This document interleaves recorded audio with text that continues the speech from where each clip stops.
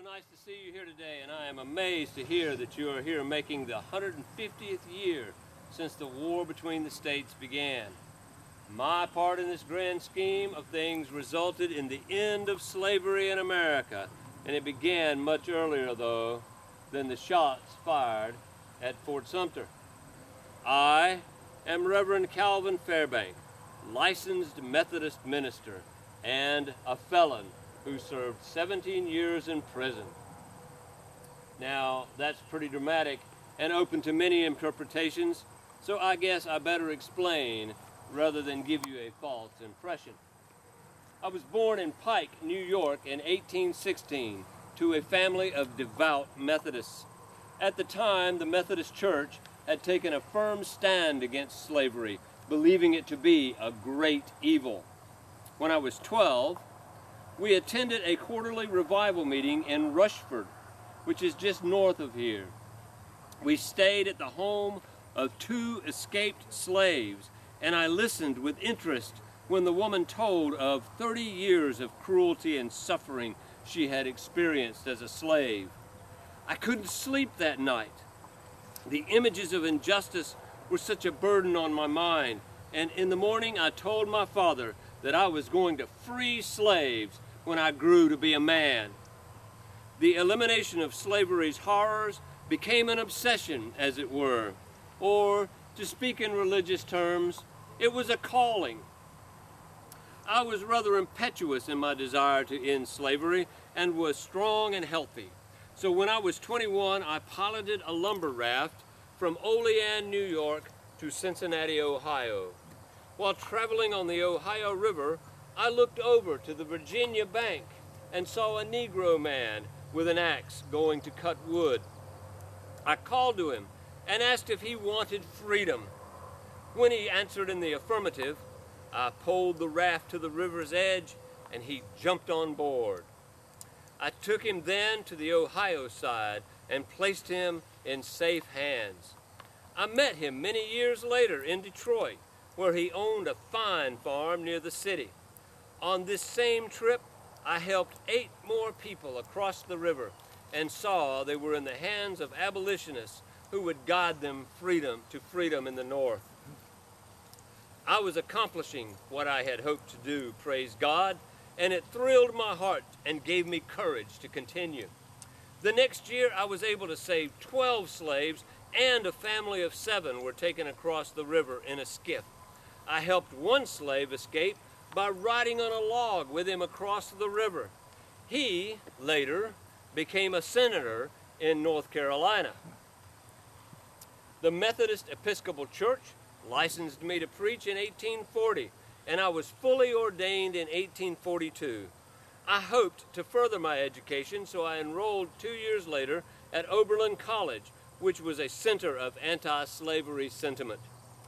That was the year I was arrested in Kentucky for aiding runaway slaves.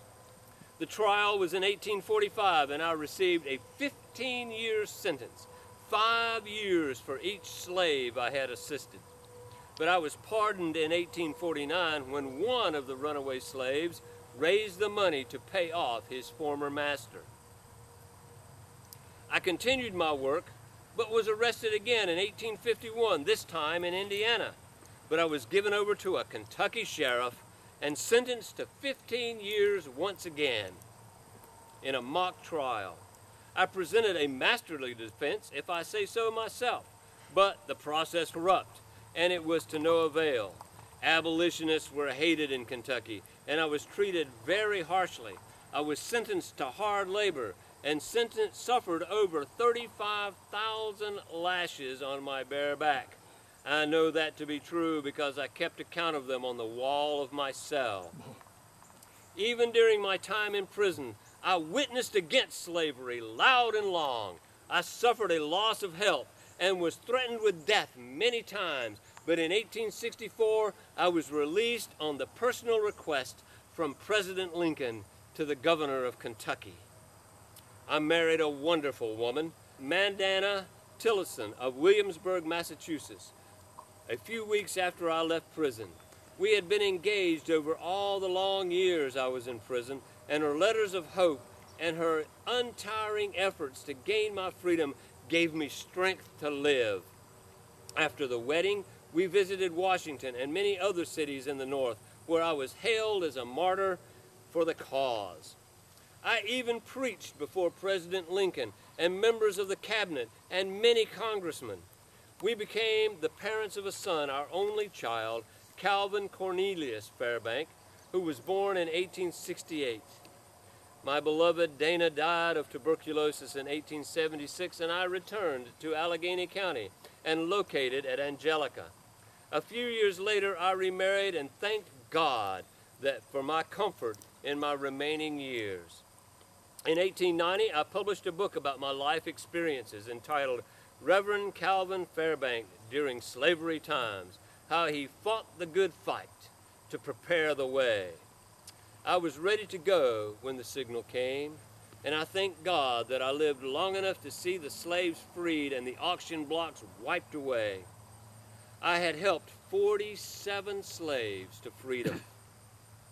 I left this vale of tears on October 12th, 1898, and I am told that it began to rain here in the cemetery as the graveside service ended, which led the minister to say, "Blessed are the dead, that the rain rained on." I truly was blessed in my work and my family and the lives that continue in freedom. Thank you all for coming today, but before you go on, I'd like to introduce you to a friend of mine. Say, Tom, come and meet these visitors. Hello, folks. I saw you chatting with my friend Reverend Fairbanks, and I thought I'd come over. We are old friends after all. We made long and dangerous journeys together a long time ago. I was a slave in Maryland, and I was one of the lucky ones who was freed by this man's effort.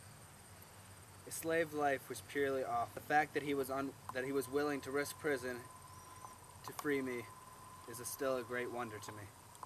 We traveled north to Canada, where I stayed for a while. I believe history calls that the journey Underground Railroad. Reverend Fairbanks was some conductor, let me tell you. A lot of stories about hiding places and Safe's house are true, for sure. Angelica was a hub on the Underground Railroad, it is said, and runaway slaves scattered or went north to Canada from this very town. As it was, I returned here from Canada with my wife, Alice, and got a job with Colonel Brown at the Junsey Paper Mill. I worked there for 20 years as a bleacher.